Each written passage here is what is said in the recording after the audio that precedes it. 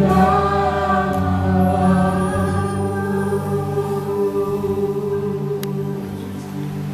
membutuhkan Engkau setiap waktu ya Tuhan. Terima kasih. Terima kasih Tuhan Yesus untuk kesempatan pagi hari ini. Kesehatan dan kekuatan yang Tuhan berikan, kami menaikkan pujian, penyembahan, syukur, ucapan kami naikkan di hadapan-Mu ya Bapa. Terima kasih ya Tuhan Yesus, terima kasih. Oh Allah yang memberkati setiap kami pada pagi hari ini. Setiap kuasa-kuasa kegelapan yang akan merusakkan pemberitaan firman Tuhan, kami hancurkan, kami tolak di dalam nama Tuhan Yesus. Allah Roh Kudus turun di antara kami, menerangi hati dan pikiran kami ya Tuhan. Terima kasih Bapa. Biarlah kami sama-sama belajar kebenaran-Mu pagi hari ini, menurut kehendak dan kemuliaan Tuhan. Di dalam nama Tuhan kami Yesus Kristus, kami berdoa mengucap syukur. Haleluya. Amin. Silakan duduk Bapak Ibu. Terima kasih untuk tim pemuji dan pemusik. Terima kasih sudah membagi kita dalam pujian dan penyembahan pagi hari ini. Shalom. Shalom. Puji Tuhan. Hari ini temanya membangun tahta Allah. Ini sesuatu yang luar biasa, karena ini yang harus kita usahakan setiap hari. Membangun tahta Allah.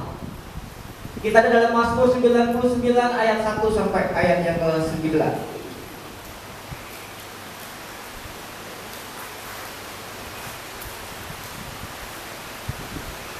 Mazmur 99 ayat 1 sampai ayat yang ke-9 kita akan baca bersama-sama. Saya akan baca ayat yang pertama, saudara kedua, seterusnya ayat yang ke-9 kita bersama-sama. Demikianlah bunyi firman Tuhan di dalam Mazmur 99 ayat yang pertama sampai ayat yang ke-9. Tuhan Raja yang kudus, Tuhan itu Raja, maka bangsa-bangsa gemetar. Ia duduk di atas keruk-keruk, maka bumi bergoyang. Tuhan itu maha besar di Sion, dan Dia tinggi mengatasi segala bangsa. Biarlah mereka menyanyikan syukur bagi nama-Mu yang besar dan dahsyat. Kuduslah Ia.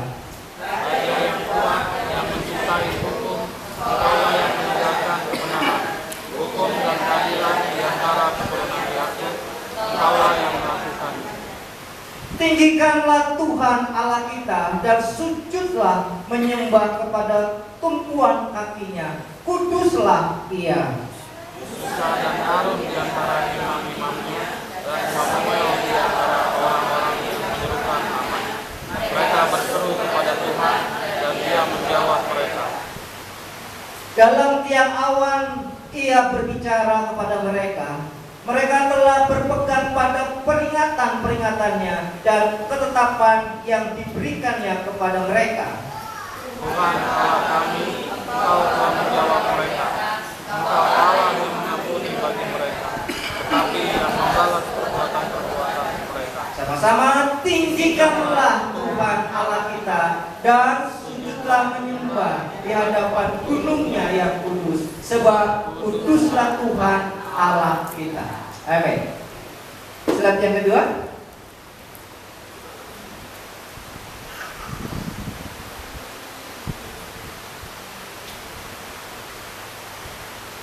Oke. Allah adalah Raja yang bersemayam, ayat 1. Allah adalah Raja yang bersemayam dan dalam kemuliaan duduk di atas kerub-kerub untuk menyatakan kemahatinggiannya. Nah, pada saat kita memuji, memuliakan Allah, kita membangun tahta baginya. Jadi di mana Allah bertahta? Di atas pujian umatnya. Di mana Allah bertahta? Di atas pujian umatnya. Di atas pujian umatnya. Dan bagaimana kita membangun tahta Allah? Artinya kita membangun kehidupan yang memuji dan menyembah Allah. Sesederhana itu. Jadi membangun tahta Allah bukanlah sesuatu yang sulit, karena Allah bertahta atas pujian umatnya. Lalu bagaimana kita membangun tahta itu? Dengan kita membangun kehidupan kita di dalam pujian dan penyembahan. Mazmur 22 ayat yang keempat. Mazmur 22 4 dikatakan apa? Padahal engkaulah yang kudus, yang bersemayam di atas puji-pujian orang Israel. Allah bersemayam di atas puji-pujian umat Israel. Artinya Tuhan bersemayam di atas puji-pujian kita. Jadi Bapak Ibu, di dalam pujian kita, di dalam penyembahan kita, ada Allah yang bertata. Sebab itu tidak boleh sembarangan kita memuji, tidak boleh sembarangan kita menaikkan pujian dengan sikap hati tubuh kita yang tidak benar. Kita lanjutkan.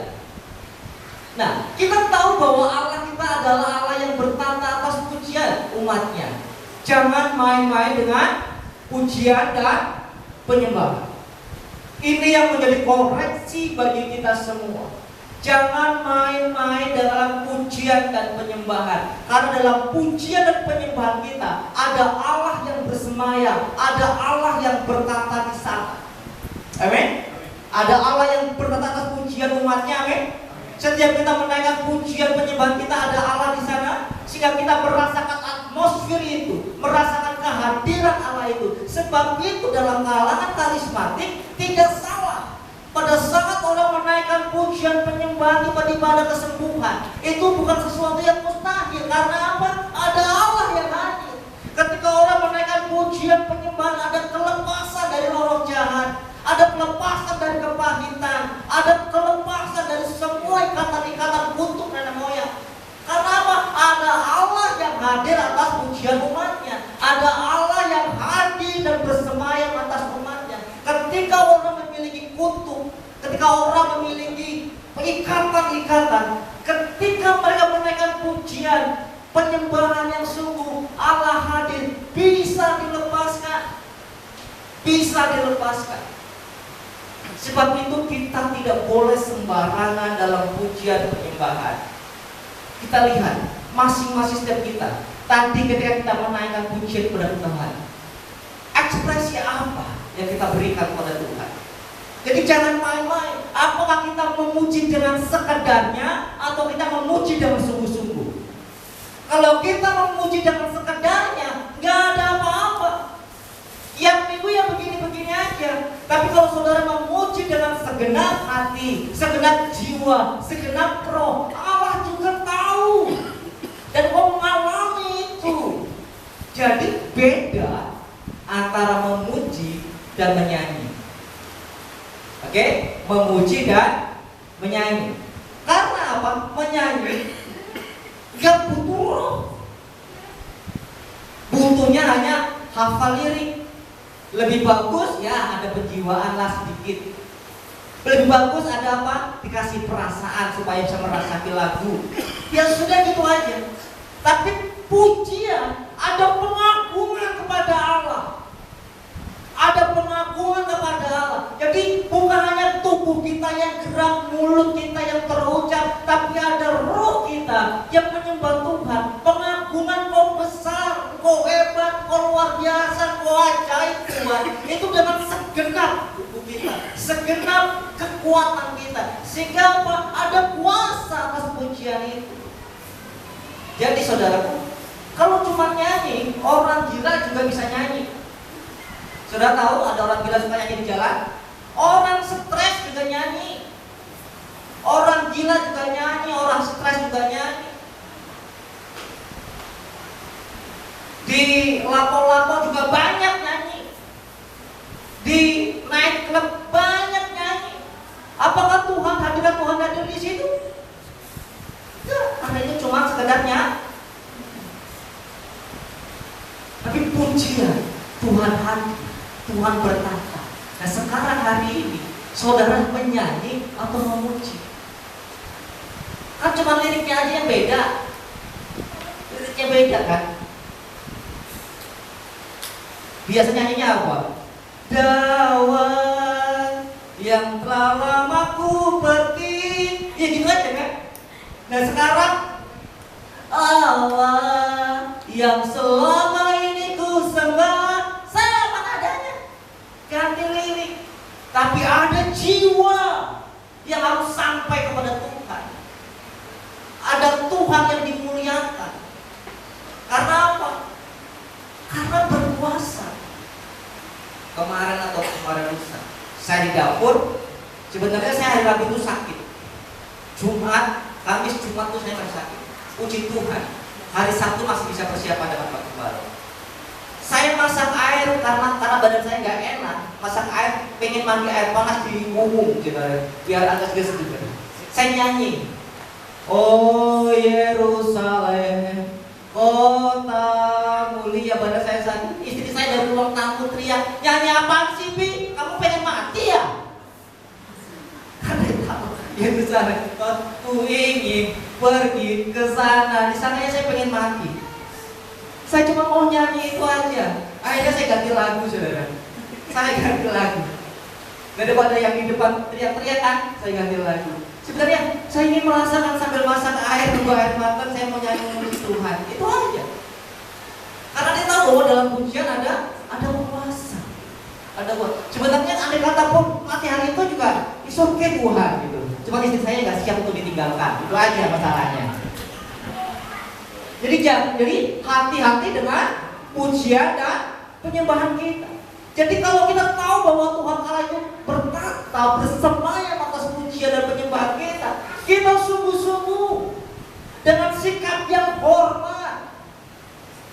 Dengan sikap yang hormat. Semalam Pak Gembala menyatakan bahwa kita itu gak terbiasa antara raja dengan hamba. Kita taunya presiden dengan rakyat, demokratis. Harusnya kita ini hamba, Allah itu adalah, Allah itu raja. Seperti di kerajaan itu, di mana orang mau bertemu raja, dia harus ngesot berapa meter dan gak berani mengangkat kepalanya. Sikap batin kita kepada Allah itu junjungan majikan agung kita harusnya seperti itu. Ketika kita menyembah Allah itu berusaha. Saudara tahu ya, kalau penyembahan worship itu bahasa aslinya kesed, itu artinya seperti anjing yang menjilat kaki tuannya. Itu seperti anjing yang menjilat kaki tuannya, kesed. Ya, pengen mendapatkan belas kasihan, pengen dielus-elus, itu anjing menjatuh apa? Pengen dielus-elus, pengen diapa? Gitu. Kita seperti itu sebenarnya, berarti. Betapa kita mau merendahkan diri seorang hamba di dalam yang jalan ngesot, ngangkat kepalanya pun gak berani sebelum tuannya itu ngomong. Harusnya kita sikap batin kita ketika kita menaikkan pujian penyembah kita seperti itu, bukan dengan sembrono. Bukan dengan sembrono. Ini song leader udah, wah, boyong kemana-mana, cemana, eplek, gitu aja dari tahun ke tahun. Ini kalau ketemu sutradara yang dari Nugroho diteriaki, ekspresinya mana?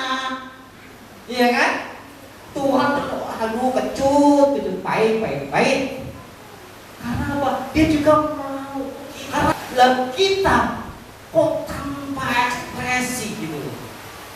Harusnya kita dengan sungguh-sungguh menghadap Tuhan dengan sungguh-sungguh. Hati-hati, jangan sembarangan dalam pujian dan penyembahan kita. Nah, apa yang harus kita lakukan? Selanjutnya, nah, hidup dalam pujian dan penyembahan. Yohanes 4 ayat 23, ini adalah percakapan antara Yesus dengan perempuan Samaria di sumur Yakub.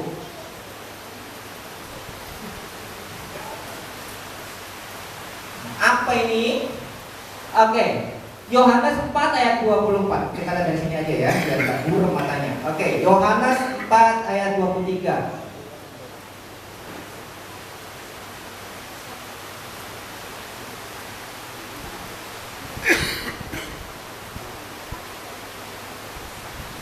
Yohanes pasal 4 ayat yang ke-23.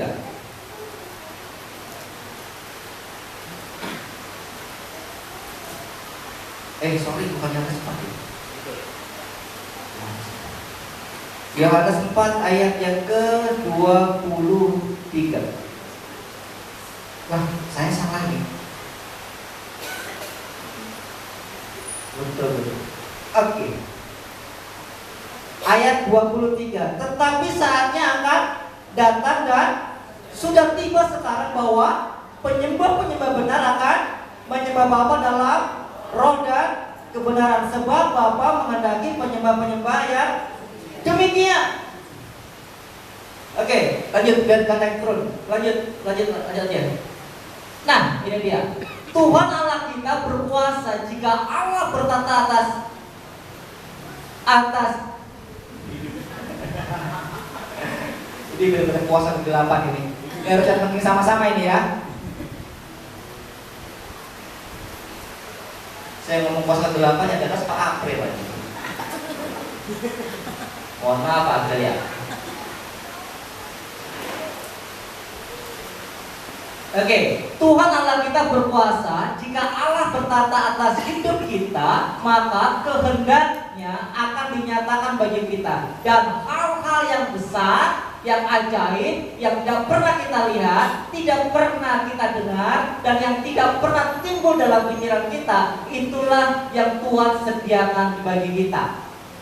Itulah yang Tuhan sediakan bagi kita. Karena apa? Jikalau kita hidup dalam penyembahan, Tuhan hadir dalam hidup kita. Tuhan hadir dalam rumah tangga kita. Jadi gak ada yang tidak mungkin. Karena rumah tangga kita dalam berkat Tuhan. Rumah tangga kita dalam kendali, penjagaan dan pemeliharaan Tuhan. Tuhan hadir. Jadi segala sesuatu yang ajaib, yang luar biasa, yang dahsyat itu bisa kita rasakan. Persoalannya Kenapa kita tidak mengalami itu semua? Kenapa kita tidak mengalami apa yang dahsyat, yang luar biasa, yang ajaib itu? Padahal kita sudah memuji menyembah Tuhan. Ada satu persoalan. Seringkali apa yang kita nyanyikan, apa yang kita pujikan, itu tidak bersesuaian dengan kehidupan kita secara nyata. Kita sudah melakukan, kenapa kita tidak mengalami kuasanya? Hidup kita tidak bersesuaian dengan hal itu.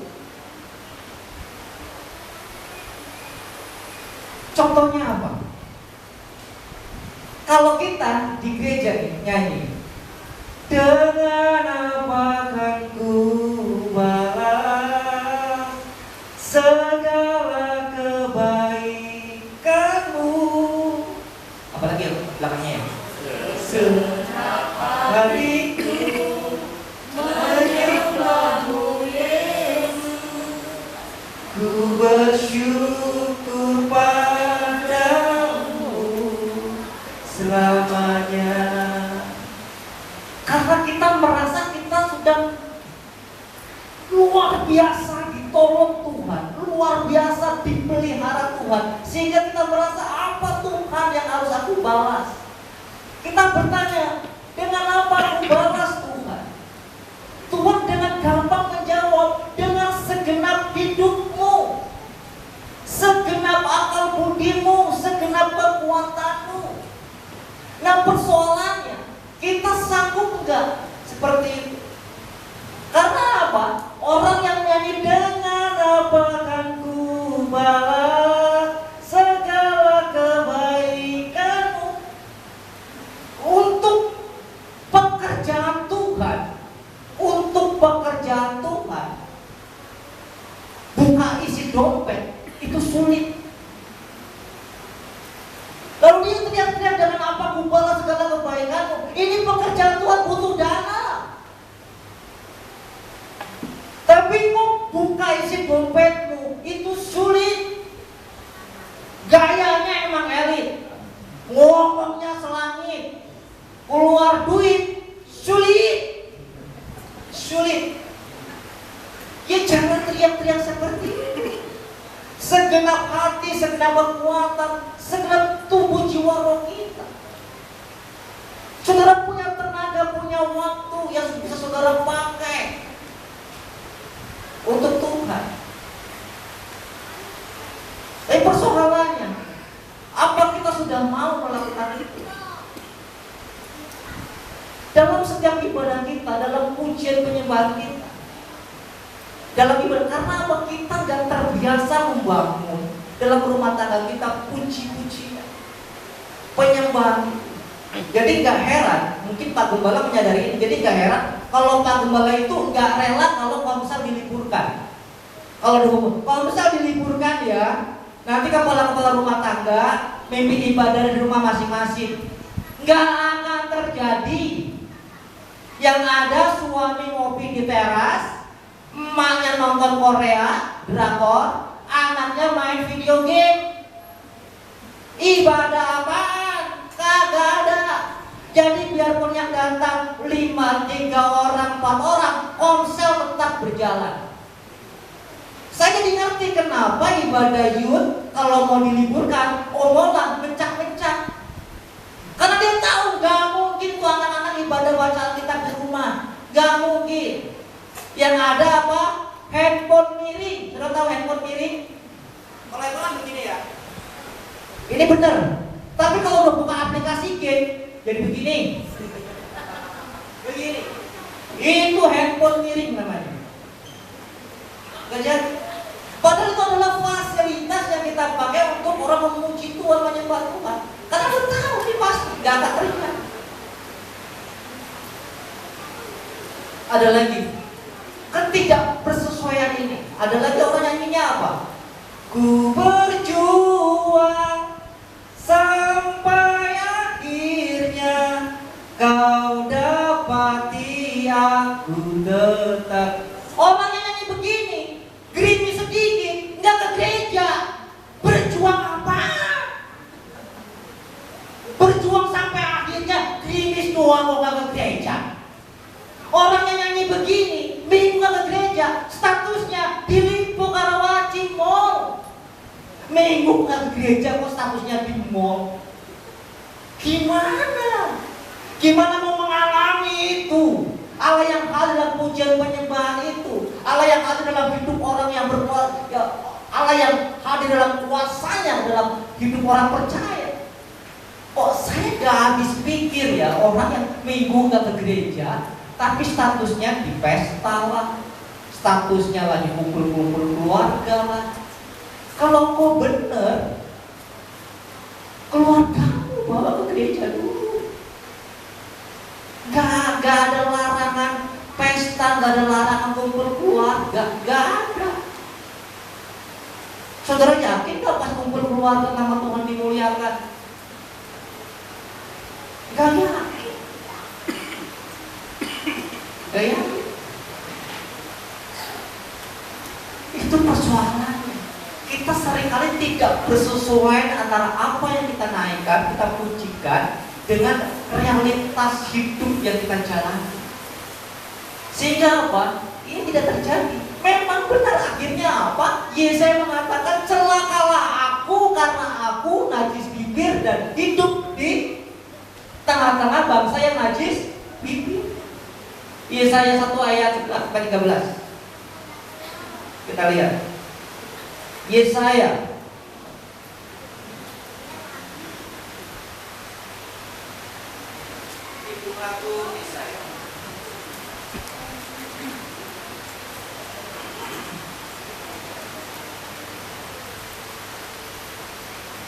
Yesaya pasal 1 ayat 11. Ayat 11 sampai ayat yang ke-13.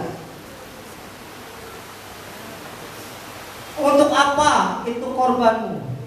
Ini yang tadi sebelumnya ya. Untuk apa itu korbanmu yang banyak-banyak? Firman Tuhan, aku sudah jemu akan korban-korban bakaran, korban domba jantan, dan akan lemak dari anak lembu gemukan, darah lembu jantan dan domba-domba, dan kambing jantan tidak kusukai. Apabila kamu datang untuk menghadap di hadiratku, siapakah yang menuntut itu daripadamu, bahwa kamu menginjak-injak pelataran bait suciku? Jangan lagi membawa persembahanmu yang tidak sungguh, sebab baunya adalah kekejian bagiku. Kalau kamu merayakan bulan-bulan baru dan Sabat, ini Sabat kan hari Minggu ya saudaraku ya, harusnya hari ibadah. Sabat itu Sabtunya mereka, Minggunya kita.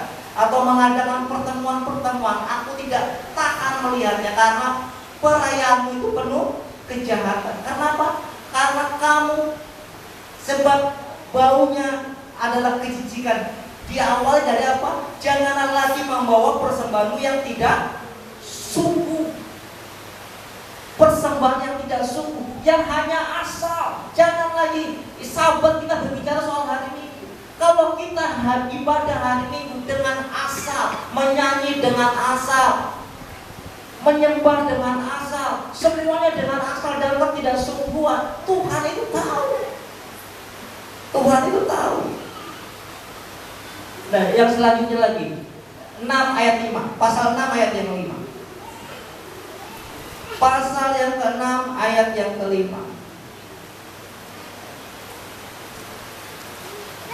Lalu kataku, celakalah aku binasa, sebab aku ini seorang yang najis bibir, dan aku tinggal di tengah-tengah bangsa yang najis bibir. Namun mataku telah melihat Sang Raja, yakni Tuhan semesta. Kenapa bangsa Israel dikatakan sebagai bangsa najis bibir?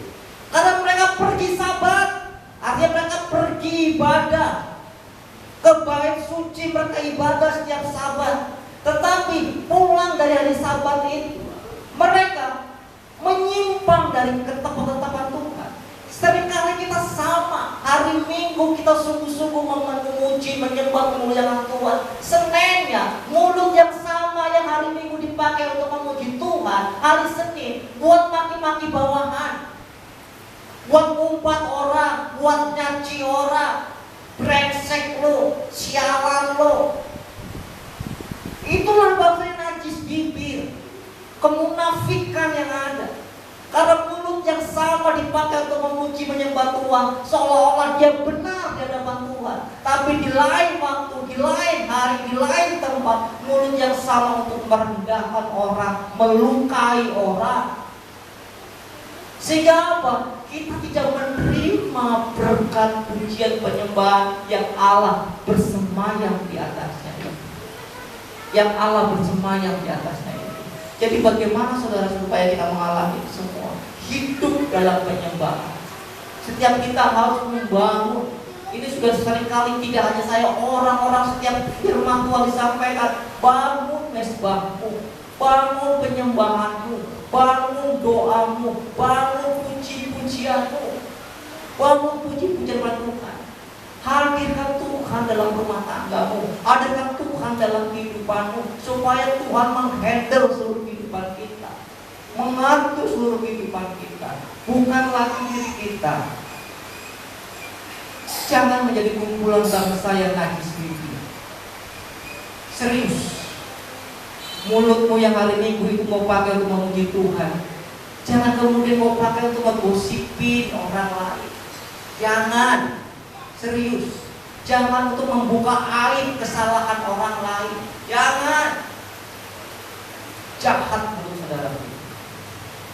Jahat. Ya, selanjutnya. Ini yang kedua. Setelah kita hidup dalam pujian penyembahan, dibutuhkan apa? Percaya dan taat. Percaya dan taat. Karena apa? Seringkali kita tidak mengalami kuasa Allah. Seringkali kita tidak mengalami berkat Tuhan, kuasa pertolongan mukjizat yang Tuhan sediakan dalam pujian penyembahan. Karena apa? Ketidaktaatan dan ketidakpercayaan. Yosua 6 ayat 1-27 itu mengisahkan bagaimana bangsa Israel. Bangsa Israel mengepung kota Yeriko, di mana kota Yeriko itu dikelilingi oleh dengan tembok yang disebut dengan tembok Yeriko. Diminta untuk mengelilingi 1 hari 1 kali, tapi pada hari yang ke-7 7 kali, lalu berteriak. Ketika mengelilingi, jangan seorang pun berbicara. Gak tahan itu. Ya kita. Ya kayak saudara pikir tembok Yeriko seluas apa? Mungkin Perum 3, Perum 1 sampai Perum 4 sana kotaknya itu. Mungkin kalau kita lihat petanya itu ya, mungkin segitu. Mungkin Perum 1, 2, 3, 4 jadi 1. Ya memang banyak. 1 hari keliling tanpa bersuara, saya tidak tahan. Kalau emak-emak sekarang nggak tahan, ada aja. Wih, tahu kan sepatunya udah begitu ya, pakai aja. Masih komen. Wih, itu kan roknya yang kemarin dipakai hari Minggu, minggu lagi dipakai lagi. Ada aja pasti. Masa hari gini kukunya panjang-panjang, emangnya nggak bisa pergi ke pedicure itu nggak bisa ya? Ada aja. Kalau mama sekarang nggak bisa. Masa ikut begini pakai baju daster? Ya, cepat tahu bangunnya terlambat udah nggak ganti baju. Oh, udah ikut rombongan aja pakai daster. Nggak tahu, yang penting ikut rombongan. Gitu kan? Ketaatan. Lalu saudara apa pikir waktu hari ke-7 lalu dia minta teriak, lalu dia teriak, Yeriko sialan, gitu? Enggak mungkin. Pasti dia akan ngomong Hosana. Runtuh tuh kan. Jadi biarpun berteriak sesuatu yang dahsyat, yang agung, bukan umpatin bangsa Yeriko. Masa ya? Yeriko sialan. Maksud, saya nggak yakin sih. Biarpun itu kan ditulis oleh Alkitab, saya berpikirnya pasti 1, 2, 3, Hosana. Atau kayak tim pemuji musik, segala kamu yang begitu orang, yes. Keren gitu ya. Ya kan, daripada kata-kata yang umpat-umpat tadi kan. Nah, yang 2 Tawarik 20 ayat 22 ini menceritakan tentang apa? Orang Israel berperang. Orang Israel diserang oleh Bani Amon dan Moab. Kemudian Bani Amon dan Moab itu dibantu oleh penduduk Seir. Ya kan? Ceritanya. Ketika mereka berkepung, mereka menghadap Tuhan. Tuhan, tolong, apa yang harus kulakukan? Tuhan gak menurunkan persiapan runcing. Gak ada. Wah, orang di padang bulu, padang di Israel mana ada bambu runcing ya? Gak ada. Disiapkan apa? Tim pemuji. Gak ada pemuji, waktu cerita gak tahu ya. Tim pemuji untuk menaikkan puji-pujian. Kita baca aja lah, gak ribet saudara. Ayo, 2 Tawarik 20 ayat 22. 2 Tawarik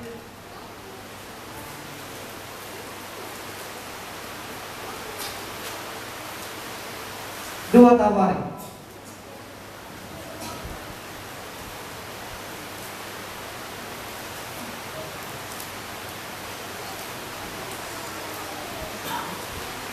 Dua Tawarik 20. Oke. Kita lihat ya, supaya lengkap kita baca. Saya akan bacakan dengan cepat supaya saudara dapat mengikutinya. Oke.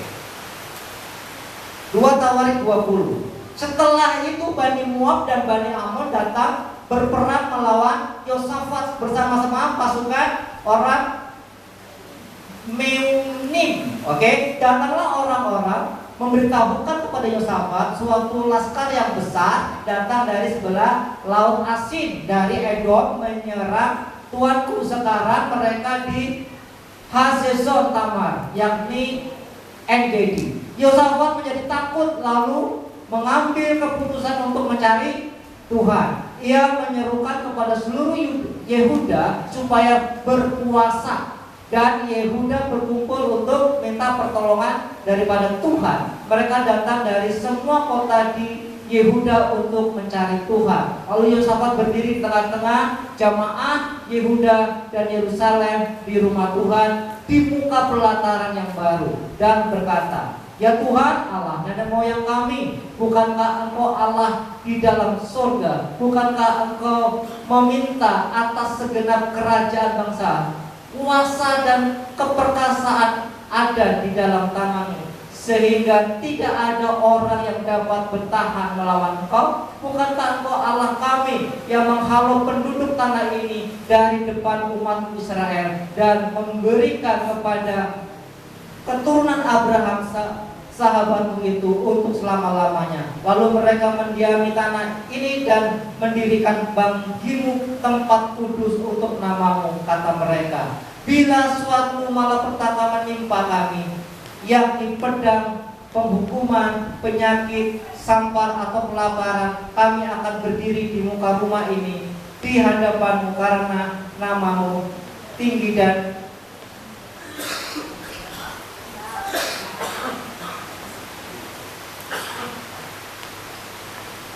Lanjut ayat 10. Sekarang lihatlah Bani Amon dan Moab dan orang-orang dari pegunungan Seir ini. Ketika orang Israel datang dari tanah Mesir, engkau melarang mereka memasuki negerinya. Oleh sebab itu mereka menjauhinya dan tidak memusnahkannya. Lihatlah bagaimana balasan mereka datang mengusir kami dari tanah milik yang telah engkau wariskan kepada kami. Ya Allah kami, tidakkah engkau akan menghukum mereka? Karena kami tidak mempunyai kekuatan untuk menghadapi laskar yang besar ini yang datang menyerang kami. Kami tidak tahu apa yang harus kami lakukan, tetapi mata kami tertuju kepadamu. Sementara itu seluruh Yehuda berdiri di hadapan Tuhan, juga segenap keluarga mereka dan istri dan anak-anak mereka. Lalu Yahaziel bin Zakaria bin Benaya bin Mataya, seorang Lewi dari Bani Asaf, dihinggapi roh Tuhan di tengah-tengah jemaah dan berkata, camkanlah hai seluruh Yehuda dan penduduk Yerusalem dan tuanku Raja Yosafat, beginilah firman Tuhan kepadamu, janganlah kamu takut dan terkejut karena laskar yang besar itu, sebab bukan kamu yang akan berperang melainkan Allah. Besok hari kamu turun menyerang mereka. Mereka akan ke pendakian Sis dan kamu akan mendapati mereka di ujung lembah, di muka padang gurun Yeruel. Dalam peperangan ini tidak usah kamu bertempur, hai Yehuda dan Yerusalem. Tinggallah berdiri di tempatmu dan lihatlah bagaimana Tuhan memberikan kemenangan kepadamu. Janganlah kamu takut dan terkejut. Majulah besok menghadapi mereka. Tuhan akan menyertai kamu. Lalu berlututlah Yosafat dengan mukanya ke tanah. Seluruh Yehuda dan penduduk Yerusalem bersujud di hadapan Tuhan dan menyembah kepadanya. Kemudian orang Lewi dari Bani Kehat dan Bani Korah bangkit berdiri untuk menyanyikan puji-pujian bagi Tuhan Allah Israel dengan suara yang sangat nyaring. Keesokan harinya pagi-pagi mereka maju menuju padang gurun Tekoa. Ketika mereka hendak berangkat, berdirilah Yosafat dan berkata, dengar hai Yehuda dan penduduk Yerusalem, percayalah kepada Tuhan Allahmu dan kamu akan tetap teguh. Percayalah kepada nabi-nabinya dan kamu akan berhasil. Setelah ia berunding dengan rakyat, ia mengangkat orang-orang yang akan menyanyi nyanyian untuk Tuhan dan memuji Tuhan dalam pakaian kudus yang semarak pada waktu mereka keluar dari muka orang-orang bersenjata, sambil berkata, nyanyikanlah nyanyian syukur bagi Tuhan, bahwasanya untuk selama-lamanya kasih setianya. Ketika mereka mulai bersorak-sorai dan menyanyikan nyanyian pujian, dibuatlah Tuhan penghadangan terhadap Bani Amon dan Moab dan orang-orang dari pegunungan Seir yang hendak menyerang Yehuda, sehingga mereka terpukul kalah. Lalu Bani Amon dan Moab berdiri menentang penduduk pegunungan Seir, hendak menumpas dan memusnahkan mereka, sehingga sesudah mereka membinasakan penduduk Seir, mereka saling membunuh. Jadi ketika bangsa Israel menaikkan puji-pujian bagi Allah, kemudian bikin bentangan sekat antara Bani Israel dengan Bani Amon dan Moab. Akhirnya Bani dan Moab dan Amon menyerang penduduk Seir. Ketika penduduk Seir sudah runtuh, akhirnya Amon dan Moab saling berperang. Dengan apa? Suara teriakan pujian, bukan dengan pedang, ketaatan, percaya kepada Allah, percaya dengan caranya Allah. Seringkali kita tuh percaya Allah, tapi tidak percaya caranya Allah menolong kita. Sehingga apa? Kita mencari cara sendiri untuk menolong kesulitan kita. Akhirnya salah. Ini problemnya saudaraku. Bagaimana kita kuasa Allah. Dibutuhkan percaya dan taat. Dalam kisah yang lain, bagaimana Yesus berkhotbah di kota Nazaret, kotanya sendiri, tapi tidak terjadi mukjizat satu pun. Sedangkan ketika dia berkhotbah di banyak kota, terjadi banyak mukjizat, banyak kesembuhan. Tapi kenapa ketika dia berkhotbah di Nazaret tidak terjadi apa-apa? Masalahnya apa? Orang-orang Nazaret tidak percaya kepada Tuhan. Karena dia bilang, siapa yang khotbah? Yesus yang mana? Anaknya Yusuf, anaknya Maria. Loh, itu kan yang kecilnya dulu kita tahu. Kita tahu dia angkat kayu. Kita tahu. Ketidakpercayaan itu membuat orang tidak pernah mengalami kuasa Allah. Ketidakpercayaan dan ketidaktaatan itu yang membuat orang tidak mengalami kuasa Tuhan. Padahal yang khotbah sama, yaitu Tuhan Yesus. Jadi saudaraku, kalau saudara dalam ibadah tidak mengalami apapun, jangan salahkan song leader. Song leadernya gak enak, jadi saya gak bisa ketemu Tuhan. Pengkhotbahnya gak enak, jadi saya gak dapat apa-apa hari ini. Tidak semuanya terserah Tuhan Yesus. Ini Tuhan Yesus yang sudah berdiri berkhotbah. Nazaret tidak ada mukjizat apapun. Artinya tergantung juga respon orang yang mendengar. Kalau saudara mau mengalami mukjizat Tuhan, mengalami kuasa Tuhan, bukan tergantung siapa yang menyampaikan firman Tuhan, tapi tergantung bagaimana kita percaya atau tidak dari firman itu. Karena Yesus sendiri yang sudah berkhotbah, tapi tidak ada kuasa, tidak ada mukjizat. Bukan Tuhan Yesus yang bermasalah, jamaahnya yang bermasalah. Pergaulannya di sekolah yang toleran dan sangat toleran, menganggap semua Tuhan itu juga, semua agama itu sama. Semua agama itu sama, mengajarkan kebaikan, semua juga orang nanti ke surga. Kan ke surga itu sama kayak ke Roma banyak jalannya. Surga gak sama kayak Roma ya. Ini akhirnya ketika pengajaran masuk tentang Tuhan itu juru selamat satu-satunya gak bisa masuk karena apa? Ini membangun semua agama sama, mengajarkan kebaikan. Jadi dia gak pernah sungguh-sungguh beribadah, semua kok sama. Setelah itu, ini kedua, kecewa dengan hamba Tuhan. Kecewa dengan hamba Tuhan, gak tahu perkaranya apa. Dia kecewa dengan hamba Tuhan. Bangun dinding lagi. Oke. Doa minta perguruan tinggi negeri. Doa puasa, gak jebol. Tambah kecewa. Bangun dinding baru. Ini bagus ini. Bangun dinding baru. Tembok baru. Tembok baru. Di depannya Pak. Depannya. Nah, kalau udah begini bangun dinding, ini Musa turun dari surga, khotbah firman Tuhan, gak bakal masuk. Karena apa? Sudah ada dinding. Sebab itu firman Tuhan mengatakan, aku datang di depan pintu dan barang siapa mendengar, dia akan membukakan pintu dan aku akan masuk. Jadi firman Tuhan masuk ke sana atau tidak tergantung di sini. Roh Kudus itu roh lembut, Tuhan Yesus roh lembut. Gak mungkin dia akan dobrak, gak mungkin. Tergantung di dalamnya.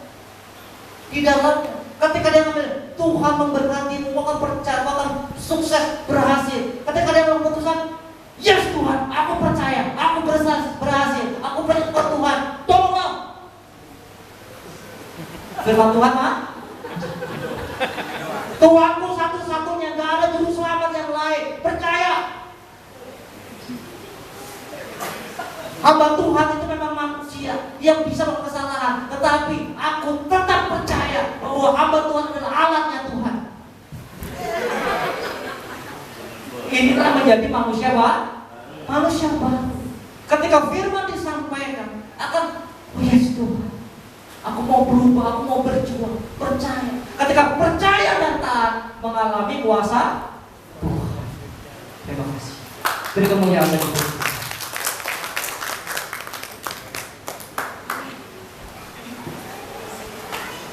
Yang bisa menolong diri kita sendiri. Jangan berharap kepada pendeta atau siapapun. Jangan seperti jemaat orang-orang di Nazaret yang Yesus datang sendiri, tidak terjadi apa-apa.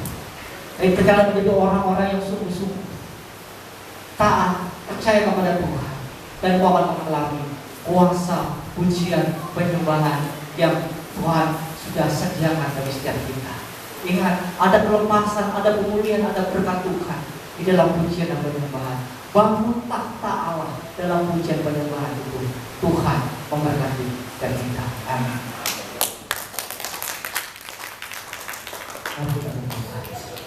Tuhan Yesus, kata-katamu, Tuhan, ampuni kami, Tuhan. Ampuni kami ketidakpercayaan kami, ampuni kami. Jikalau kami selama ini menjadi orang-orang yang najis pikir di hadapan-Mu, ampuni kami jikalau persembahan kami selama ini adalah kekejian, kejijikan di hadapan-Mu. Ampuni kami jikalau sahabat-sahabat kami itu menduakan Tuhan karena ketidakbenaran kami.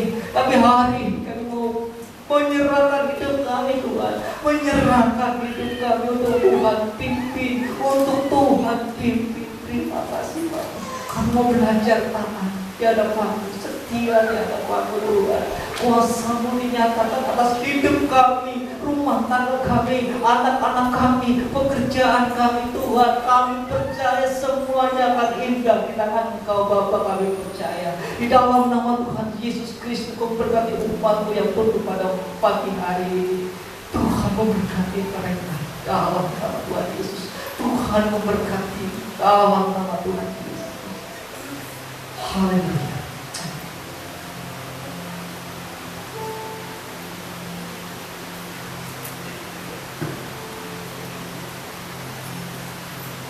Beri kemuliaan bagi Allah kita.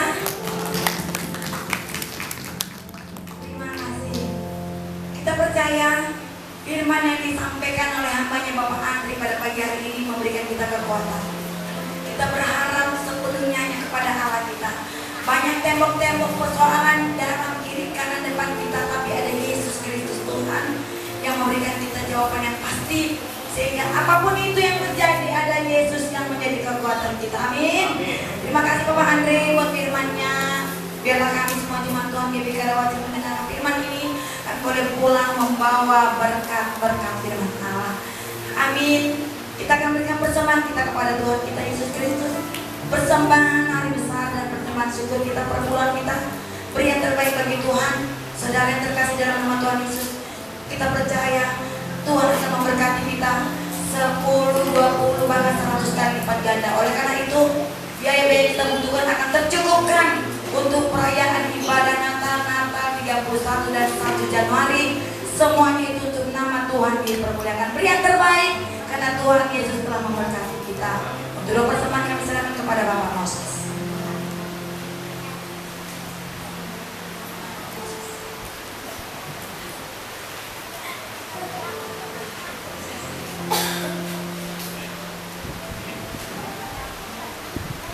Terima kasih Bapak untuk firman yang sudah Kau bagikan melalui Pak Anda, Bapak. Terima kasih Bapak. Firman itu tangan dari kami dalam kehidupan kami.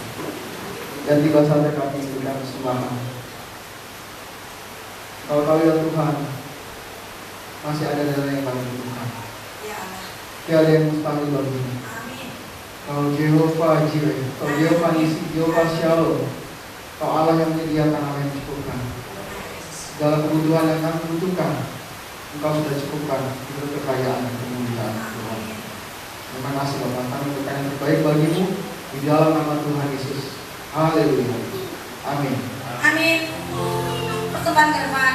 Kita katakan, tiada berkesudahan kasih setiamu Tuhan selalu baru rahmat-Mu dalam hidup.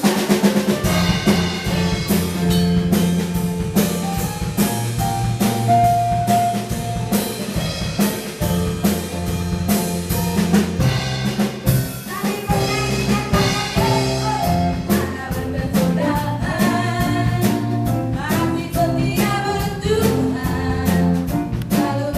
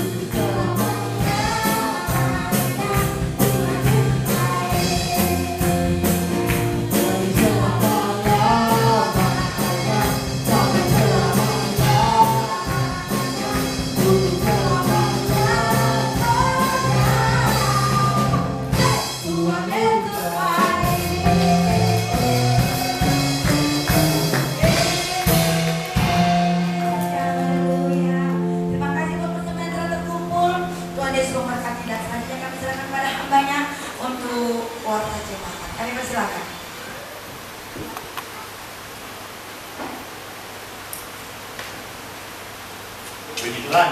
Shalom. Shalom. Haleluya. Semangat. Amin.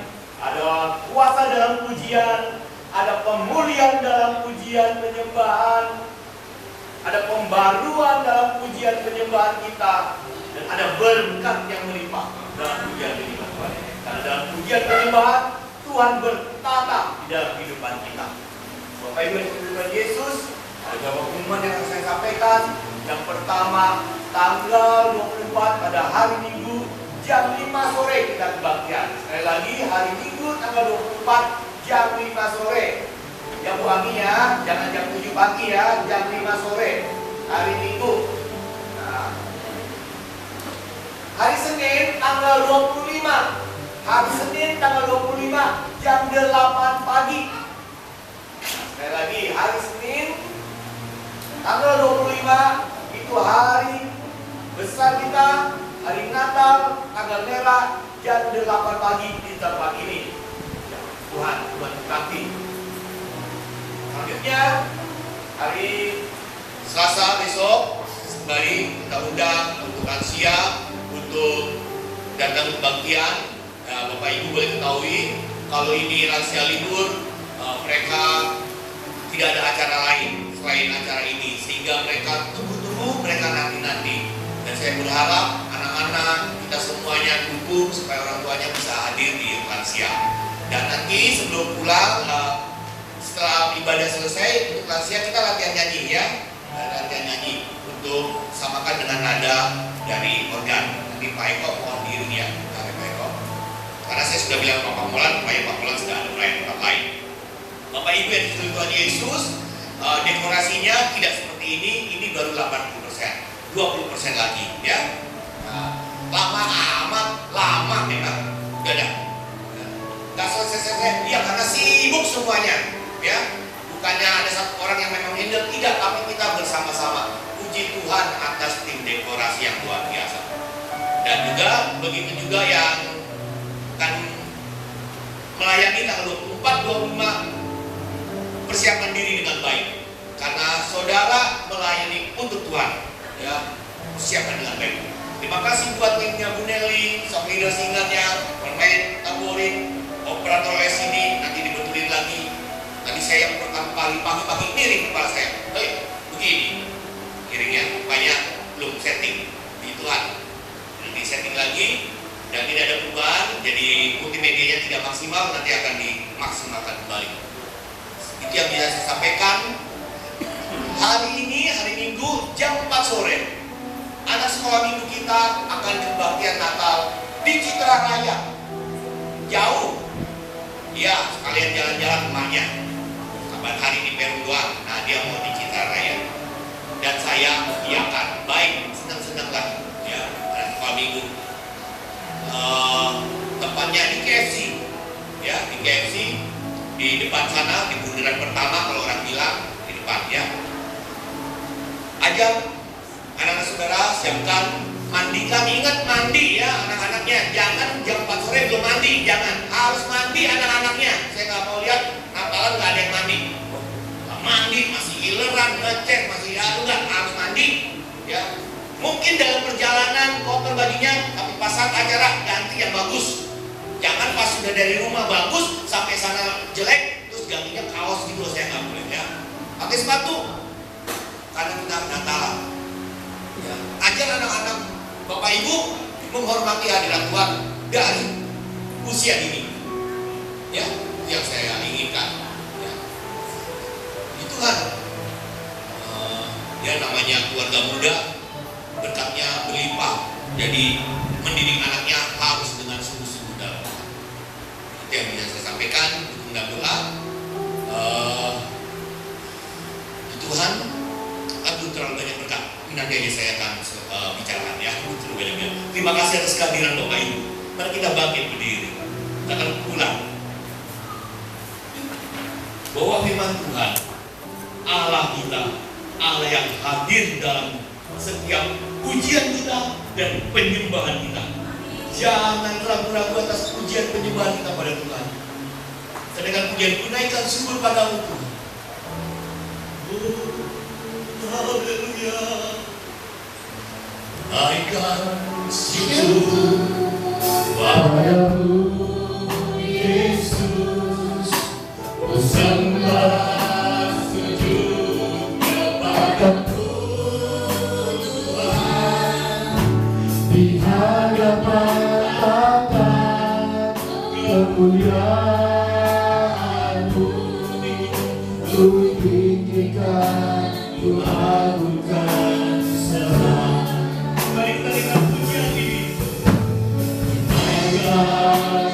Bapa kami yang di surga, padamu Yesus, sembah sujud kepadamu Tuhan, di hadapan tata kemuliaan-Mu, ku tinggikan, ku agungkan semua.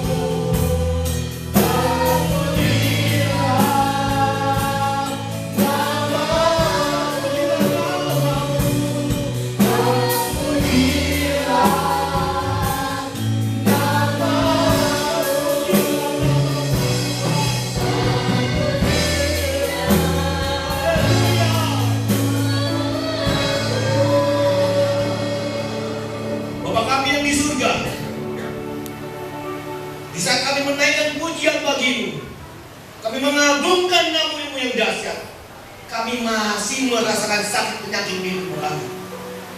Tapi kami tidak akan kurang sedikit pun hormat kami kepadamu. Di saat kami menyembah-Mu, ada sakit hati, ada orang-orang yang melukai kami, ada saudara keluarga yang merusak hubungan kami dengan-Mu.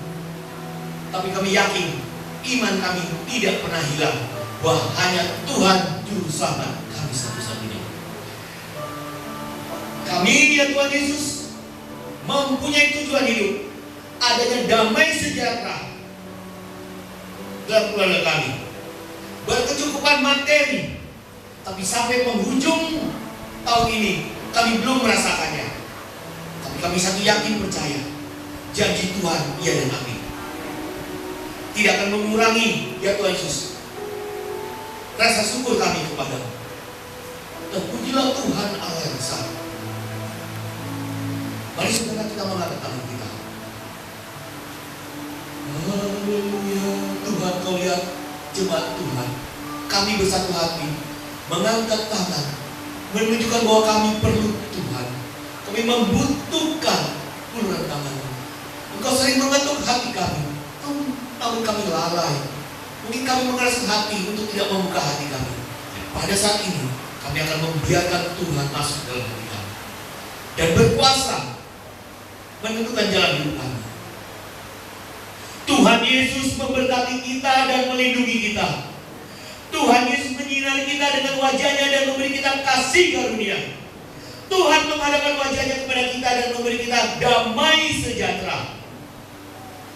Bapa kami yang di surga, berkatilah usaha kami, berkatilah mata pencarian kami, berkatilah pendidikan kami.